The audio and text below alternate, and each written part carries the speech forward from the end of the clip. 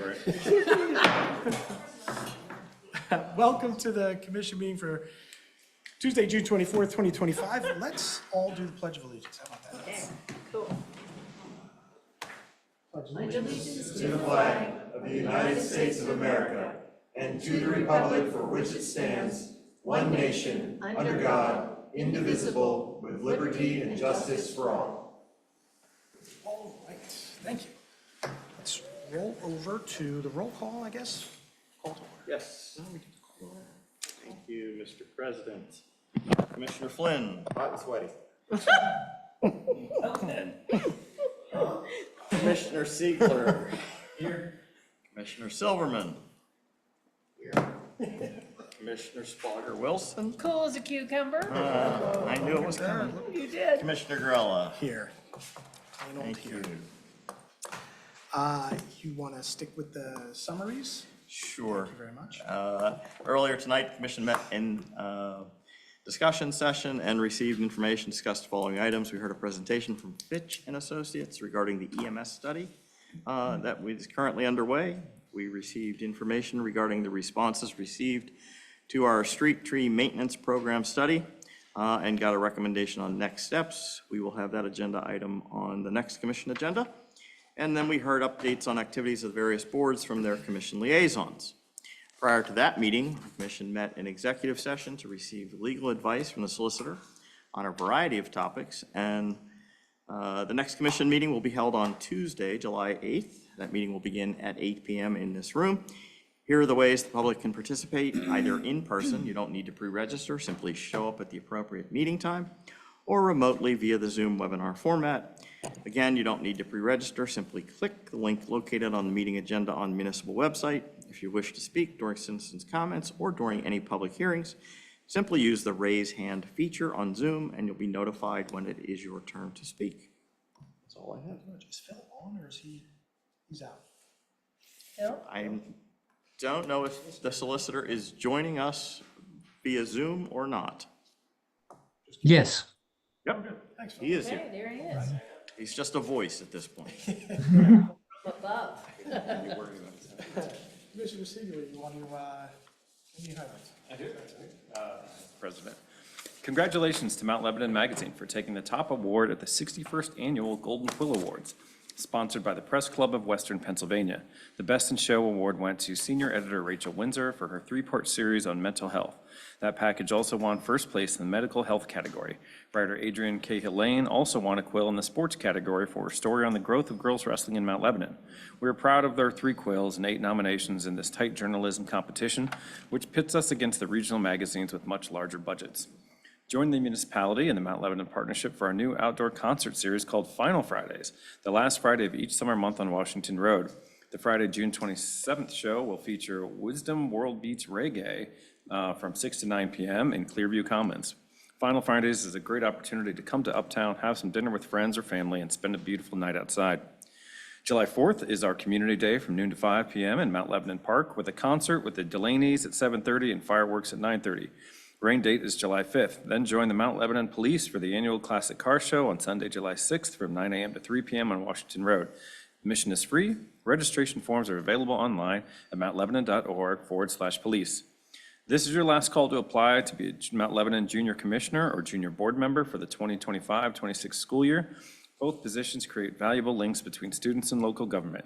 Applications for both are due to our Public Information Office on July 8th. Find an application and the list of qualifications at mountlebanon.org/junior commissioner. Thank you. Thank you very much.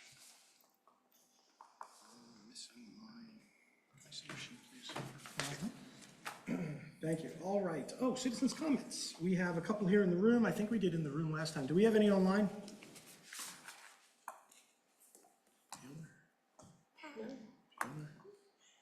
Take that as a no, maybe. All right, we'll go to the sheet. First up, Dave Egler.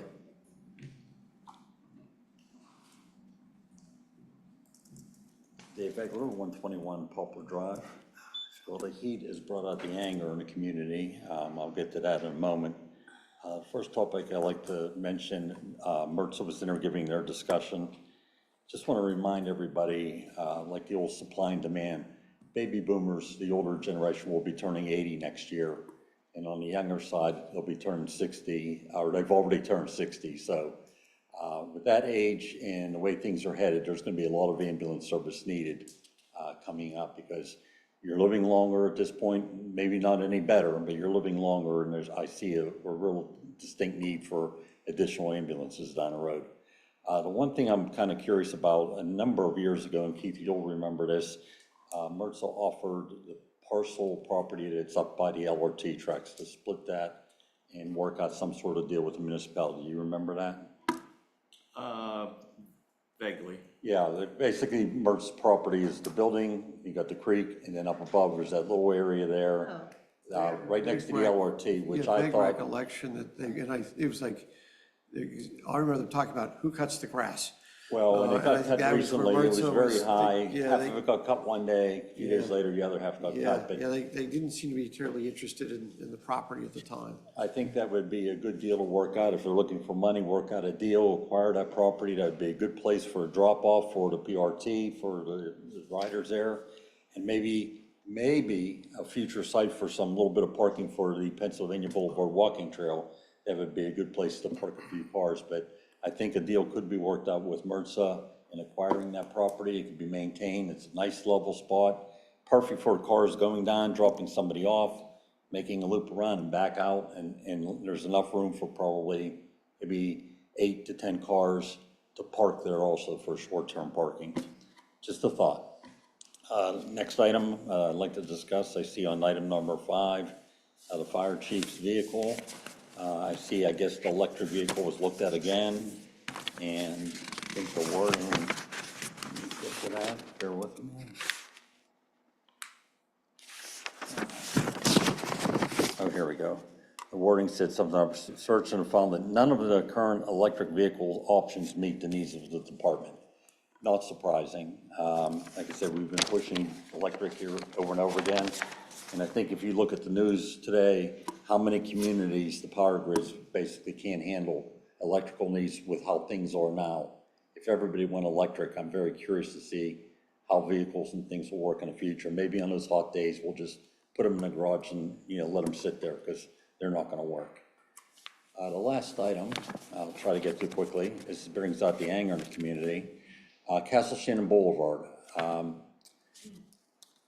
I found out, I don't know if it was Tuesday or Wednesday, ran into the traffic, stopped still. You'll be pleased to know that many of the community are very good at the three-point turn. I must have seen a dozen cars do it. That's no longer required for an operator, for drivers anymore. They got rid of it, but everybody was turning around going every which way, whether they tried Sunset Hills or Mission Hills to try to get around the traffic. The first notice I got was the Lebo alert, which was on Thursday at, what was it, 3:27 p.m. I mentioned one other time about the water company sending out a notice after the fact that's a little bit late. Once again, here we are. This is like the lookout on the Titanic calling Captain Smith and after getting a big bump and saying, hey, there's icebergs ahead.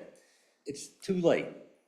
The traffic there and on my street, the cars are going and they're getting into surprise. If they don't know the area, okay, if you try to go to Sunset Hills Way if you want to go to Shop and Save, from the post office to Shop and Save, 7/10 of a mile. If you go Sunset Hills, it's almost 3 miles. You have to go down to Sleepy Hollow, all the way down to Willow before you can come back. So if you want to go Mission Hills, that's a lot quicker there. It's just under 2 miles. The problem with Mission Hills, if somebody's not familiar, once again, they turn on Cypress Way, left on Poplar, and make the first left on Pennsylvania Boulevard, thinking they're gonna make it, no outlet. Let's go over the tracks and try the other side of Pennsylvania Boulevard, no outlet. Let's go to the next street, Ashland, no outlet, come back. Next street, Hazel, no outlet. Geez, let's continue up Poplar.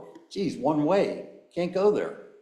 Let's go up Hazel, down Hemlock, get to Jefferson. Go down Jefferson, now you get to the Y. Do we stay on Jefferson? Oh, that runs into, Orchard, and goes back up. Oh, we'll go Avon, another no outlet.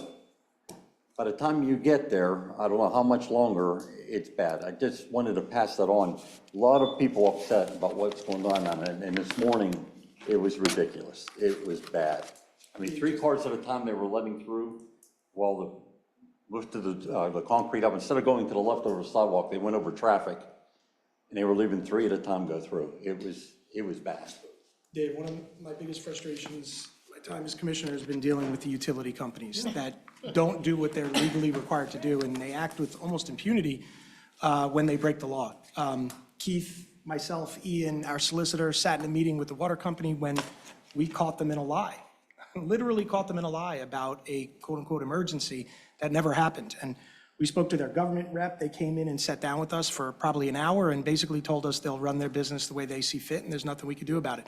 Almost verbatim, they said it to us that way, which, is infuriating. Yeah, they came in right We've before written rush hour. letters to, I've had conversations with our state senators, with our state reps. I've had conversations with previous governor about this. I can't tell you how, I've had conversations with my neighbors about doing class action suits through private attorneys with the utility companies. It is something that we've gone so far down the road with, and it is so frustrating how they work and how they operate.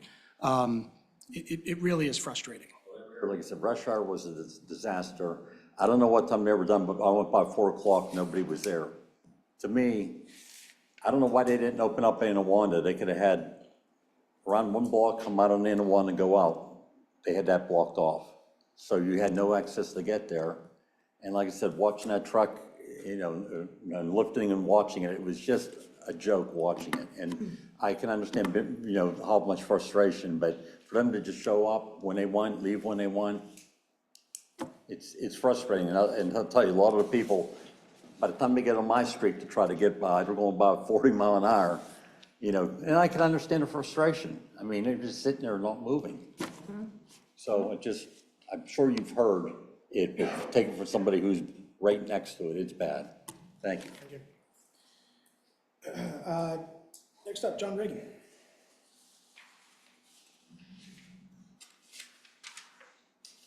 I brought exhibits this week. Oh, thank you, thank you. These are from the subdivision and land development ordinance and pictures.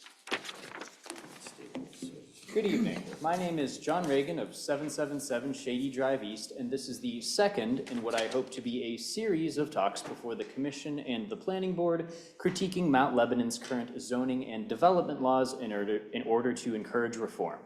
Tonight's topic is Chapter 16, Appendix 5 of the Municipal Code, Minimum Street Design Standards. These standards primarily govern the construction of new streets within subdivisions, but they also affect conversion of existing private streets into public ones. Right off the bat, the word minimum is a red flag, since engineered street design is an exercise in making optimal selections based on myriad factors, including economics, utility, safety, geography, and context. By wearing a fur coat to the beach in July, you have certainly met the minimum requirements for bathing suit coverage, but you might not like the results. Another problem is that the standards are outdated. I don't want to give the folks who made this table too much flack for failing to predict the revolutionary discovery by 21st century civil engineers that urban, suburban, and rural areas are all different from one another, but since at least 2016, the American Association of State Highway and Transportation Officials has recognized 19 different functional and context classifications of vehicular roadways instead of the 3 listed in our code. And that's just vehicular roadways. Mount Lebanon has 20 or so public pedestrian ways within its boundaries, yet the Saldo has almost no standards regarding the construction of new ones, even though that is much more likely than the construction of a new arterial highway within the municipality. I should hope that these simple classification issues will be resolved in a routine manner by staff with no need for political pressure, but they must be mentioned. Of the 19 AASHTO roadway classifications, perhaps 1 or 2 local contexts are relevant to the construction of new subdivisions in Mount Lebanon, so let's take a look at the few of the current technical requirements for local streets. Minimum width of pavement is 26 feet, such that each half of the street is slightly narrower or slightly wider than an interstate highway lane, depending on the type of curb. Honestly, not that wide in places with lots of street parking, but Mount Lebanon requires off-street parking for new construction and generally bans overnight street parking. So our interstate highway lanes are usually wide open, especially at night. Wide open for speeders, I'm sorry. The curb radius at street corners must be at least 35 feet. This is where the picture will come in handy. With the width of a small house, depending on the exact crosswalk alignment, this means that your basic minimum intersection between two quiet residential streets is so gigantic that it's approaching the point where AASHTO suggests you consider concrete refuge islands for pedestrians, relying entirely, of course, on economic incentives to prevent the developer from making the intersection even bigger. You may notice that a corner radius is actually a feature of an intersection, not a street, and I see some evidence in Google Maps that in the past, the 50-foot radius requirement for arterial highways has been applied to the intersection of a residential street with a state road. In comparison, the AASHTO policy on geometric design of highways and streets suggests a 15-foot corner radius for two intersecting residential streets and a 15 to 25-foot radius between a minor street and a major street in a developed area. These are not minimums, they are flexible suggested values, with the implication being that lower is not necessarily worse than higher. Many of the walkable historic streets that attract people to Mount Lebanon have even smaller radii of 8 to 12 feet. All of these numbers are less than our current absolute minimum of 35. Sidewalk width is listed at 4 feet, which technically complies with ADA, but in my experience, this is in danger of being implemented as a typical sidewalk width instead of a minimum sidewalk width. In other words, yeah, go ahead and plop down a signpost or telephone pole right there. It's not like people with wheelchairs or strollers actually go outside. As a remedy, I suggest a complete overhaul of this appendix, including a limitation in scope to the simplest of local streets and a revision of the technical requirements to be more reasonable and performance-based. More complex streets and intersections should have these parameters determined on a case-by-case basis by professionals. Thank you.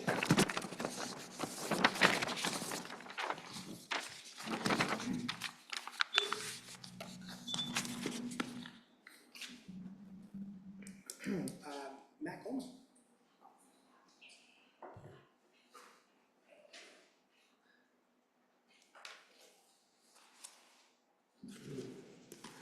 Hello, everybody. I'm Matt Coleman, 249 Jonquil Place, and the union president at Medical Rescue Team South. I'm going to throw you off and mention something about trees first. You thought I'm going to talk about EMS.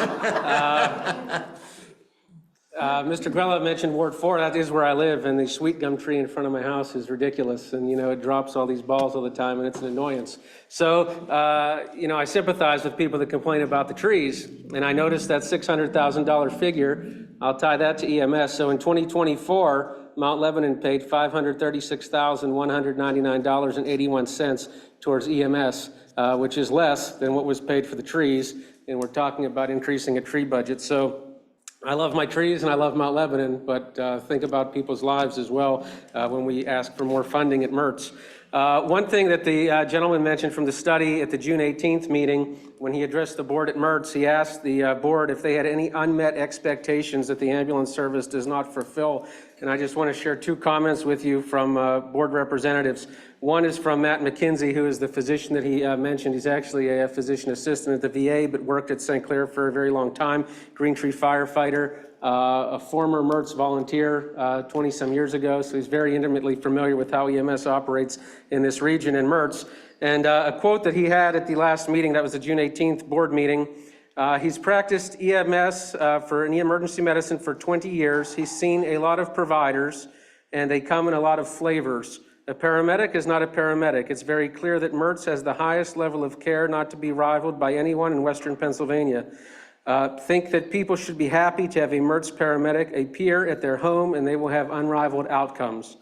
Nick Pellegrino, who represents Baldwin Township, when asked if he had any unspec'd ambulance needs that were not fulfilled, he responded by saying he has no unmet expectations. Just allow these folks to do their job. He has never had a complaint in 15 plus years of being a Baldwin Township commissioner. So that's just something to consider as well when we look at the funding for MERTS. EMS is expensive, as Mr. Flynn pointed out. It's not MERTS necessarily that faces a financial crisis.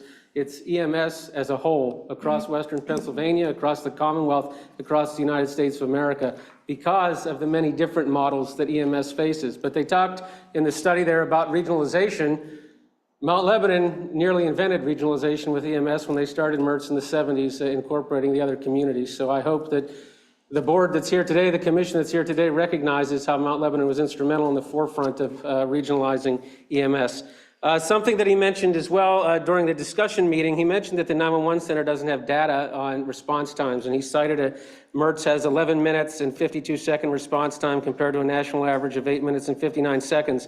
Every single month, as the reps here know that are on the board at MERTS, they call volume data for each community along with response times are given to them every single month. Any resident that wants to see that can go look in the minutes.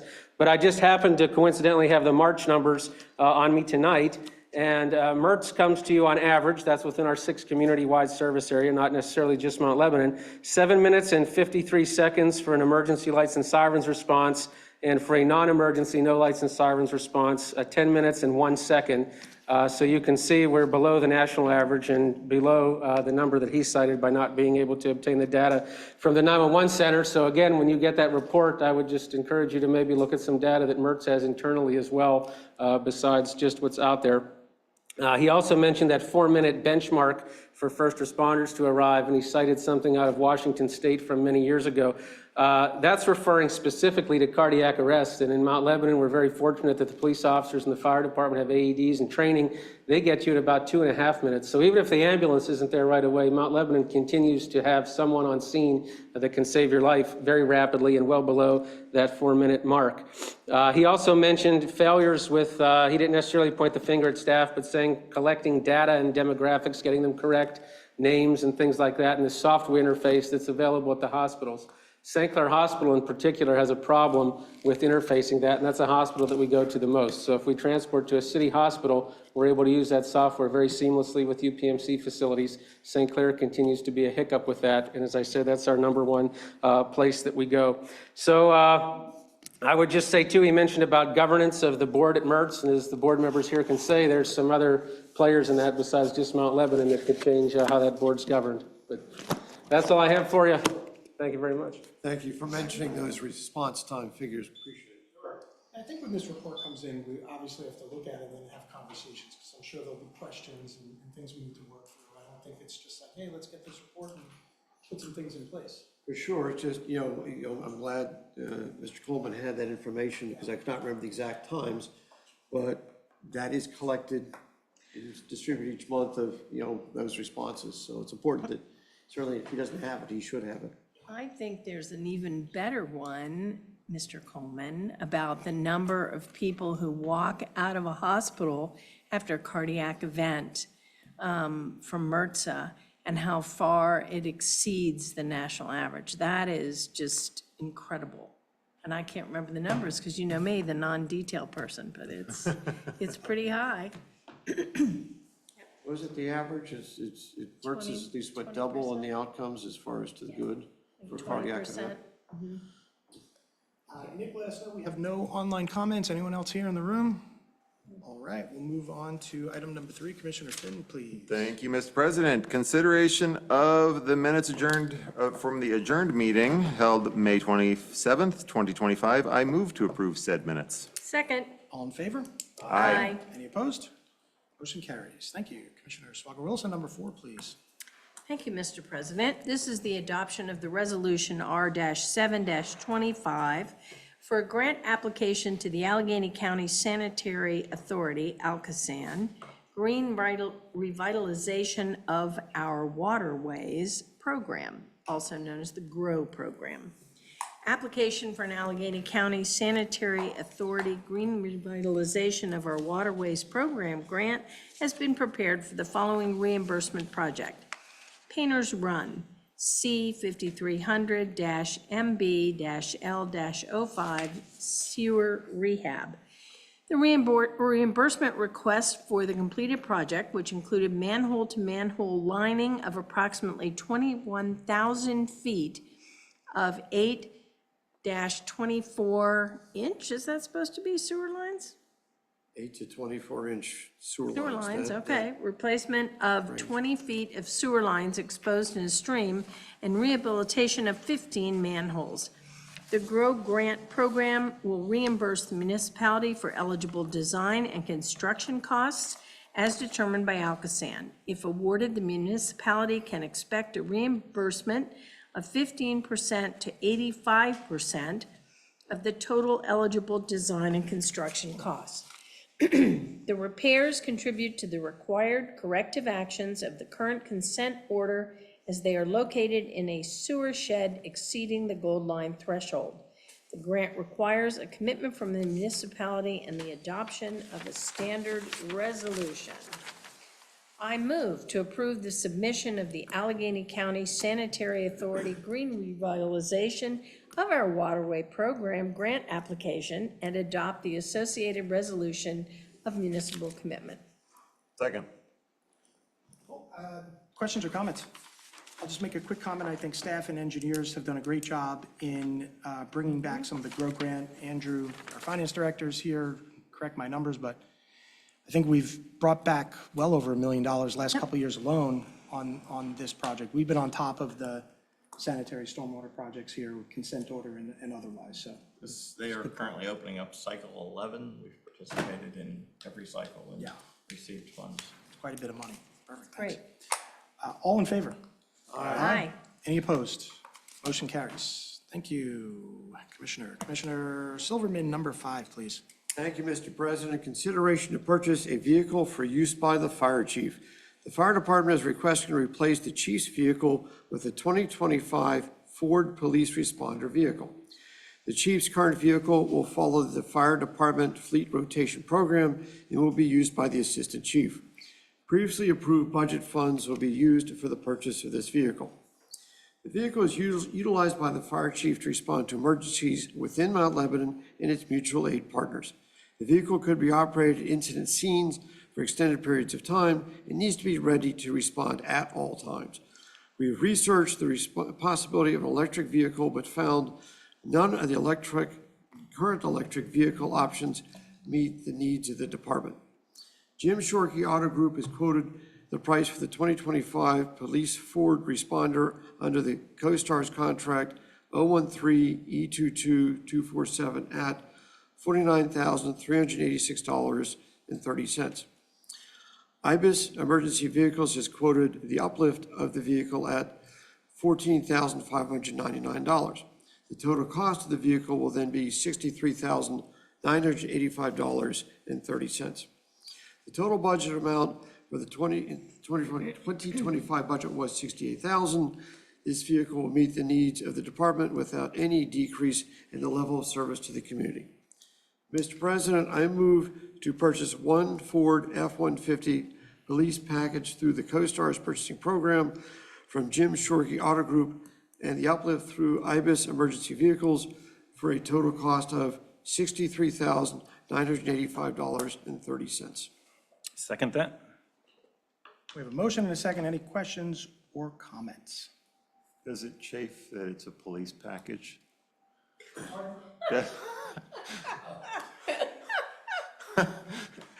You have to get the police package? Does that hurt your feelings?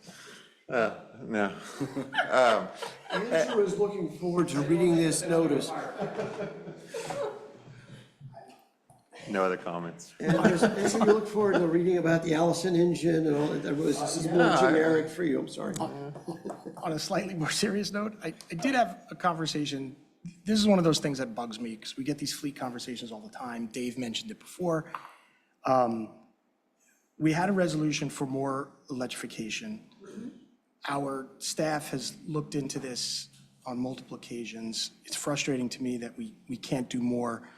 I had a very long conversation with Jim Shorkey on this, a representative there who's a retired police officer, services municipalities. I called both Ford and Chevy and had conversations with the manufacturers about this and had some interesting conversations about things like, for example, a plastic skid plate underneath a battery in police vehicles. And those are problematic for police pursuits. And when those batteries get damaged, they cost $27,000 to repair. And I have that conversation with the manufacturer and say, why do you do that? And don't really get straight answers.